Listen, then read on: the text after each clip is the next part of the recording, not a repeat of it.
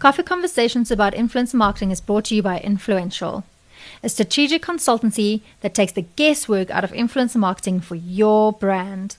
We provide much needed strategically crafted frameworks on how to implement influencer campaigns specific to your brand needs.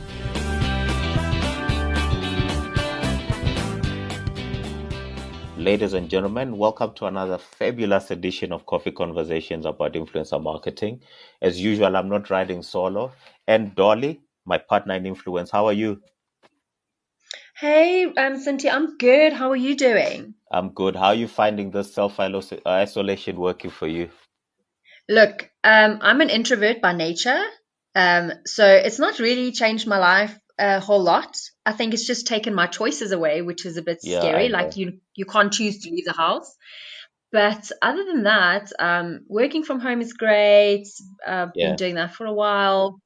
But yeah, it hasn't really impacted me that much that yet. much Look, I think if we speak maybe in a week's time, it might be different. might be different. And I hope everybody else at home is washing their hands and social distancing. But that's not what we're discussing today. We discussed the impact of the COVID-19 last week in our last episode, and it was a gem, wasn't it? Yeah, it was so interesting. Bussy was Yeah. a mine of information and just insights. Yes, she was. And today, so we are discussing the state of influencer marketing. We're looking at the historic, the current, and what the future holds. And who better than Jhene Nel, head of sales at Webfluential, to quickly walk us through the state of influencer marketing. So she started her Yeah. career in events and promotions, after which she was in a project manager and client services role at a very big agency. And she's been with Webfluential since 2018. I've had the pleasure of working with this lady, and trust me, when I call her Khaleesi, the mother of dragons, I know exactly what I'm talking about. She is the best in the game. Yeah, I think when you just described her that way, it just fits her so perfectly. She is the mother of dragons when it comes to influencer marketing. I think we should also just note to our listeners, Yeah, because of this lovely pandemic and we're all staying at home. Cynthia and I are trying to obviously get better quality audio from home for you guys. So this episode is just myself and Jhene, unfortunately. Cynthia is not in the mix here, but we're hoping to get him on soon again. Thank you so much for joining us today, Jhene. Really, really appreciate your time. No problem. Awesome. So let's get into it. You are the head of sales at Webfluential currently, but in reality, I know personally that you do a lot more than that. Can you please tell everyone what you do and what you love and just who you are in a nutshell? Yeah, so I think although the role is seen as a sales role, I think it's so much more than that, especially because I come from a project management background. I actually feel that really does assist from a sales perspective. So I don't really see myself as a salesperson. But basically what the role entitles is, I really need to identify brands that I think need influencers or could benefit from the use of influencers. I then need to form those client relationships, and that's sometimes the hardest part because, it's not everyone that's going to give you a 30-minute meeting and then allow you to sort of build that relationship with them from there. And then it's really the important thing of linking the correct influencers to that brand. So it's no good you run an influencer campaign, but you've chosen the wrong influencers to represent that brand in terms of whether it be their audiences or the style of content they create. And then the project management side, and I think that really, really does help a salesperson because you've got a whole project to manage. It's not just the sale. There's so much more Yeah. that needs to happen to ensure that the campaign runs smoothly. And then lastly is just the reporting and the insights. And if you're not managing that campaign all the way through, you're not going to know what those insights are and how to guide your clients and how to improve from campaign to campaign.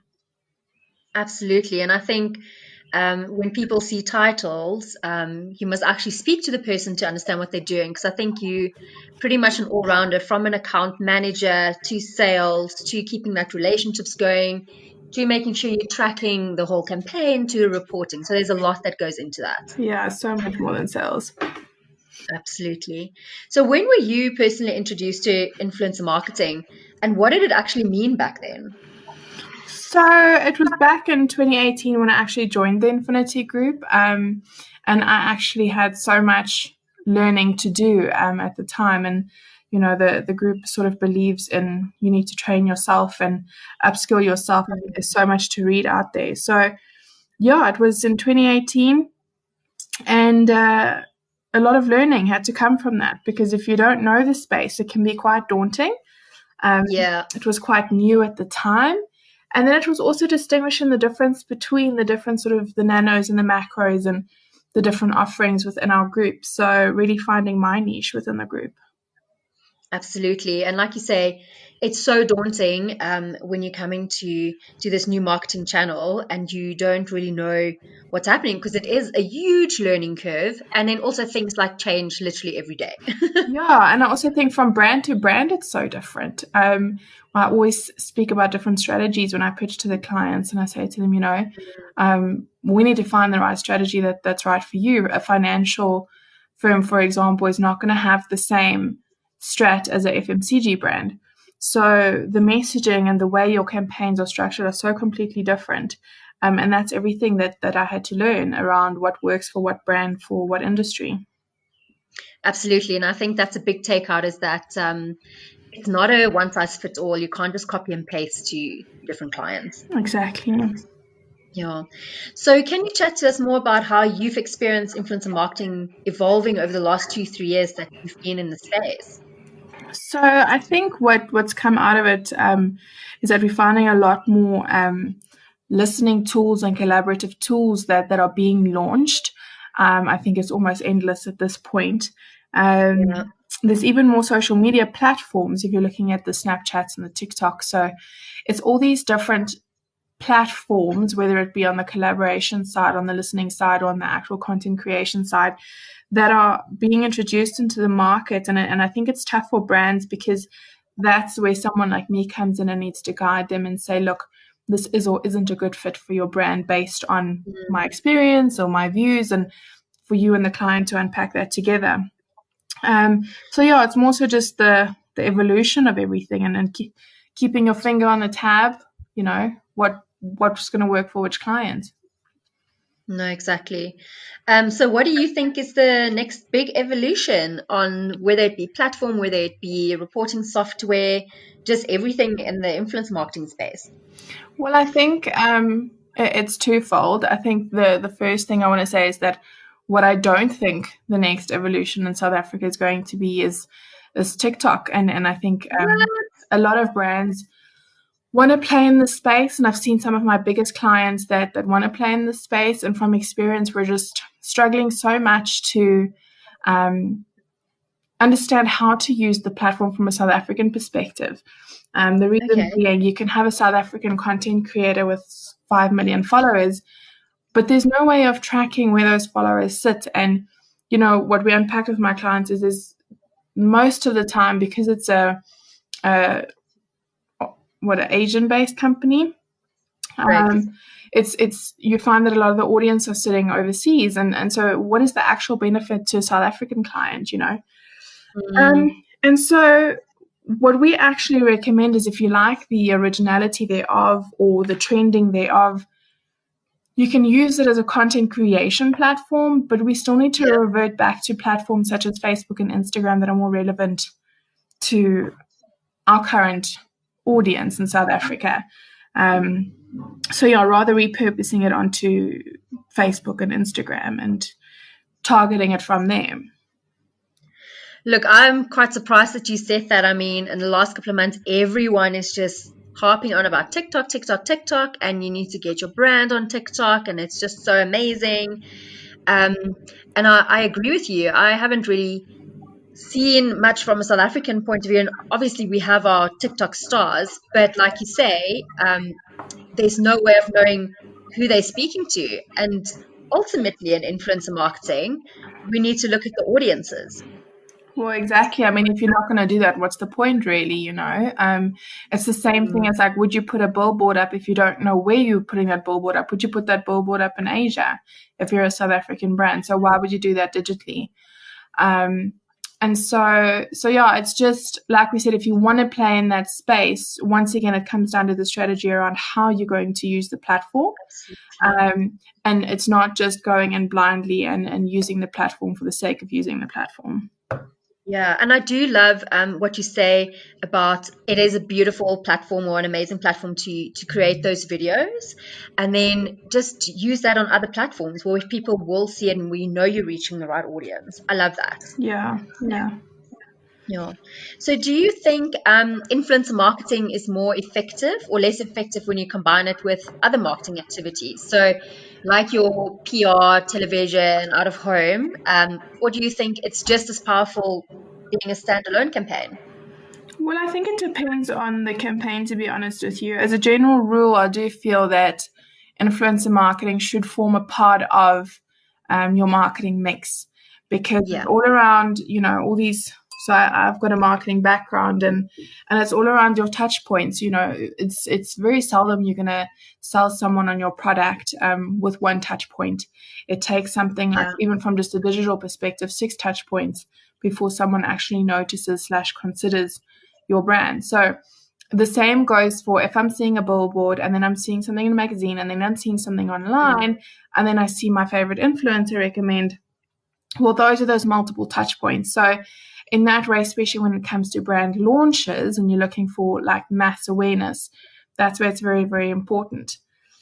And then just something interesting is I ran a study with one of my clients through Facebook, through a campaign that we ran.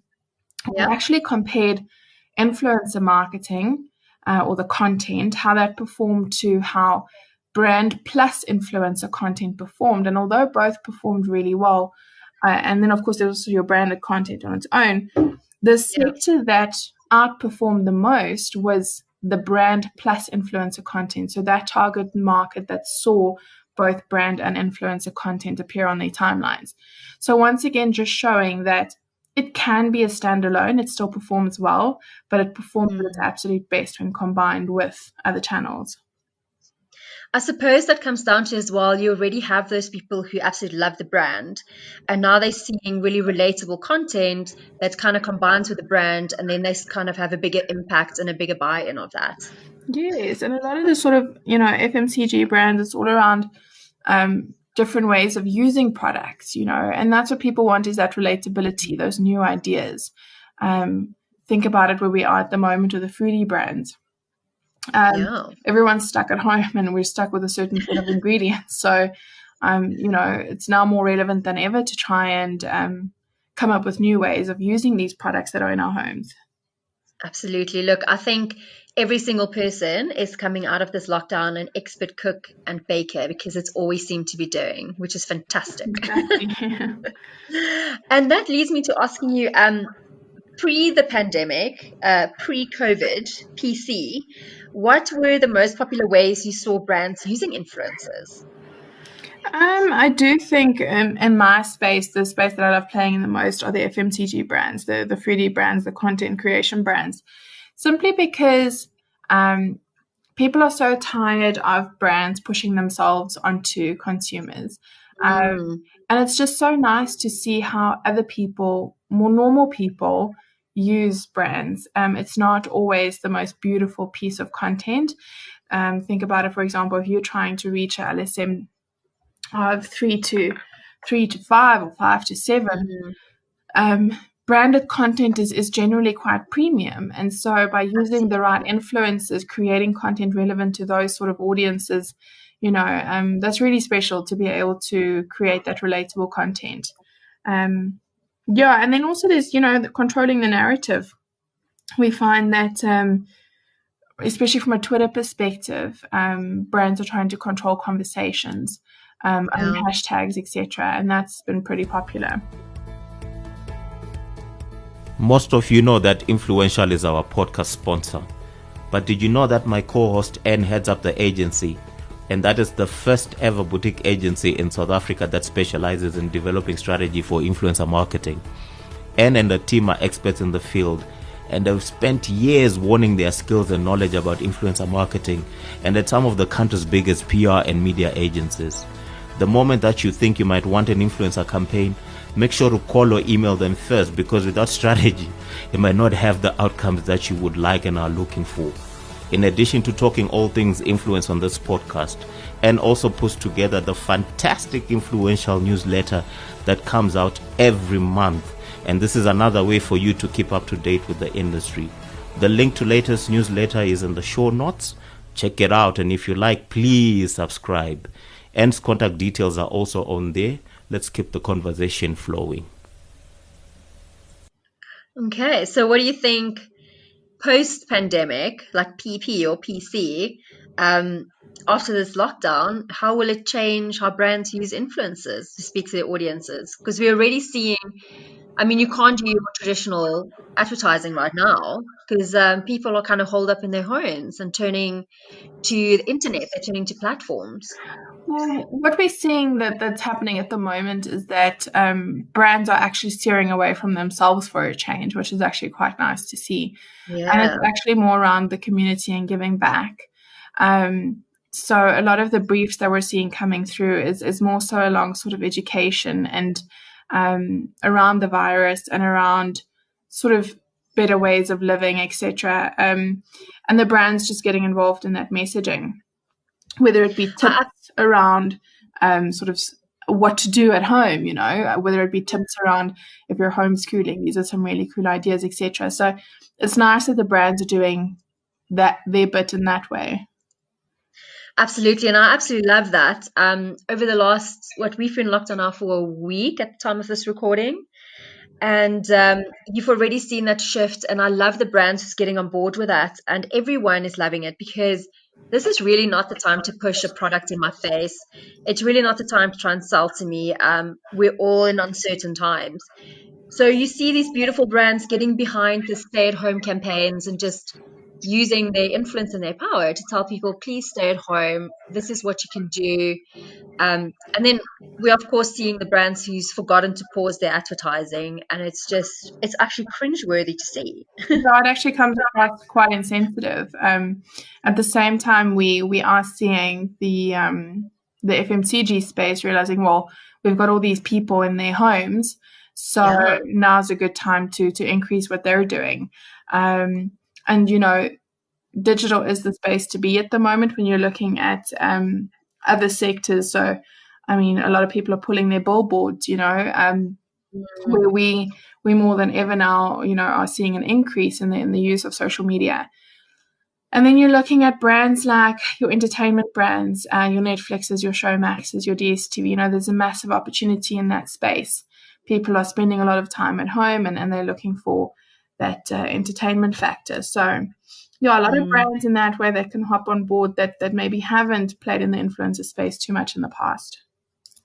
Absolutely. Do you think that trend's going to continue after life goes back to a new normal, I suppose? You know, I think, will it go back to normal? I was thinking, you know, I mean, yes, in 2 weeks' time we walk out here, but doesn't mean I'm going to go and shake someone's hand. Doesn't mean I'm going to go back to life as normal. I think we're all changed, to be honest. And I think in the same way, from an advertising perspective, I think there will always be something in the back of these people's minds around, right, if this worked for me during this time, why would I go back to my old ways of splitting my budget? So I think some industries may benefit, especially in the digital space going forward. So yeah, I think everyone's behavior is going to change from their daily lives, but as well as, you know, budget spend. Absolutely. So I do agree with you. I think they might go back to their traditional advertising, but I think they're going to allocate much bigger chunks to digital and influencer marketing, just purely because they would have seen the results during this period. Yeah, and probably a lot of brands are trialing the space now where they haven't in the past. So it's nice to be able to get that spend and exposure to those sort of brands. Absolutely. So shifting a gear or two, can you tell us about one of your most interesting campaigns that you've done to date? And you don't need to mention, obviously, brand names, but what was the strategy and the concept behind it, and why did you love it so much? So I think my favorite campaign so far was actually a collaborative campaign between a few agencies, and that's actually quite nice, because when that does happen, you use the various strengths from different agencies to all contribute to the success of a campaign. But it was one of those controlling a narrative campaigns where the brand was making a negative announcement, and through the use of influencers, we had to control how that announcement was going to be perceived by the public. And it was just showing you how powerful the social media and the influencer tool is, because instead of the brand being bashed by them making this negative announcement, by putting a humorous spin on it and having influencers control the conversation and the hashtags without anyone really being aware of it, we successfully managed to control that conversation and protect the brand's reputation, despite the fact that they were making a negative announcement. And that just really shows you the power of influencer marketing, and that wasn't even with people being aware that it was an influencer campaign. I suppose that also comes down to the power of kind of word of mouth, where, like you say, and I think I know exactly the campaign you're talking about, and it was very powerful. And it was done in such a subtle manner where the influencers weren't told like the usual, when you get influencer campaigns and they talking about brand, they were more steered to just be part of a conversation that everyone else was having. And there through was that, zero endorsement, absolutely no endorsement of the brand. It was simply just being a part of the conversation in a natural and authentic way. Yeah. So what results did you see coming out of that? So I think the most important thing was that we met the client's objective in terms of making sure that the hashtag that we were trying to get trended, and that no Amazing. other hashtags trended. Obviously, from a reach perspective, because of the talkability, we way overachieved there. But that really wasn't the KPI. The KPI was control the conversation. And yeah, we managed to do that quite successfully. I absolutely love that. So we know that you also do a lot of campaigns in the rest of the African countries.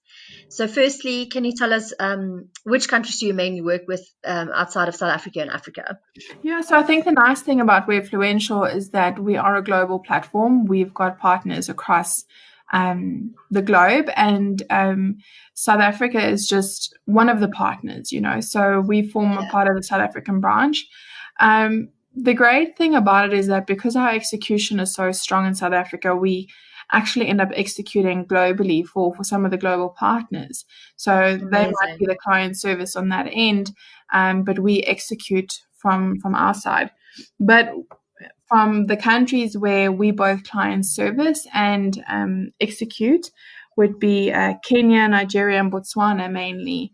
Okay. The African countries, yeah. So what is the big differences that you see between the South African market and the other African countries? Are we more mature? Are we lagging? What do they do differently to us? I must say it's very similar. And in the beginning, I was actually quite surprised in terms of how great the content creators are in those campaigns too. Especially Nigeria, Kenya, those guys are really, really great. Even Botswana, fantastic content creators. So, yeah, it's quite on par.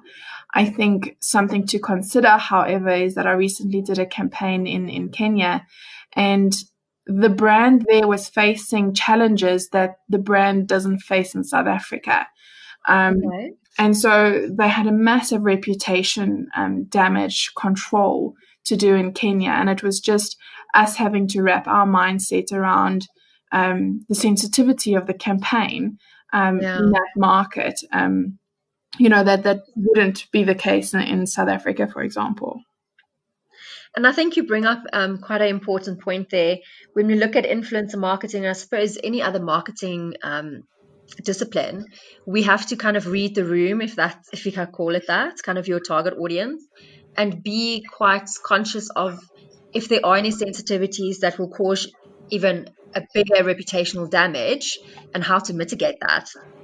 Yeah, I mean, it's very, very tricky, and that's some of the brand's biggest cautions when playing in the influencer space is you've got all these people speaking about your brand, and what if something goes south? And I always just say the most important thing is this is why you have community managers. The influencers are there to create content for you. They're there to endorse your brand in a way that you can't, having people speaking about your brand, having your brand into those micro communities. But the reason we still tag your brands in the content, number one, is to abide by the regulations.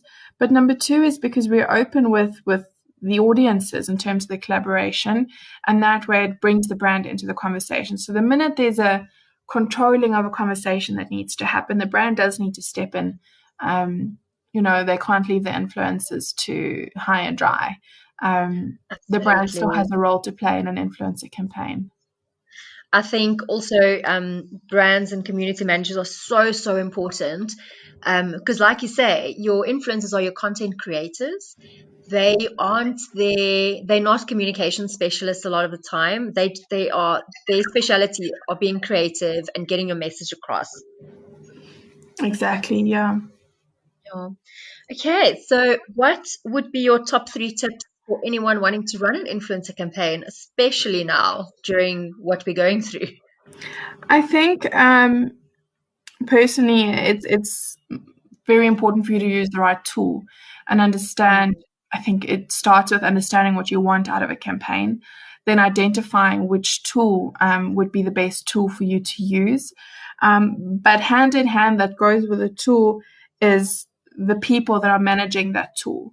And it's no good you have a really good tech, but the people managing that tech or your campaign aren't experienced collaborators or project managers or client service managers, as a matter of fact, because those things are all important in terms of how you as a client would experience the campaign. And then, people that could have, by managing that entire campaign, help you as client unpack that campaign and understand what worked, what didn't work, how you can improve. So, yes, the tool is important, but the people managing the tool and your campaign are as important. Absolutely. I think teamwork is the dream work when we speak about these things. Exactly. It's a collaboration between the brand and the influencer tool and the people managing the tool. It's not one or the other. Everyone has to work together to ensure campaign success. I think speaking of tools and just being able to use a platform as a client, I don't think a lot of clients know what goes on in the back when you're using a tool like Webfluential. Yes, it's amazing. It's the tech, like you say, it's strong tech. But who's using it? How are you using it? Who are the people and collaborators behind the scenes to make all this magic happen? Exactly. Yeah. So thanks. We have come to the end of our chat. Very insightful. Is there anything else that you would like to add to what we've discussed so far? I think just find us on LinkedIn, find us on Instagram. We often share relevant articles. We're under Webfluential South Africa, so as mentioned, there is a normal Webfluential, but for local content and statistics, etc., Webfluential South Africa is the right pages to follow. Perfect. And you personally, Jhene, where can they find you? Same, LinkedIn, Jhene Nel, and you'll see the big Webfluential logo. So yeah, definitely LinkedIn would be the best place to find me, as well as the brand. Amazing. Jhene, thank you so much for your time this morning. I know you're very busy, especially with clients right now trying to find their feet. So we really appreciate your time. But yeah, stay home, stay safe, and we'll chat soon. Appreciate it. Have a good day further.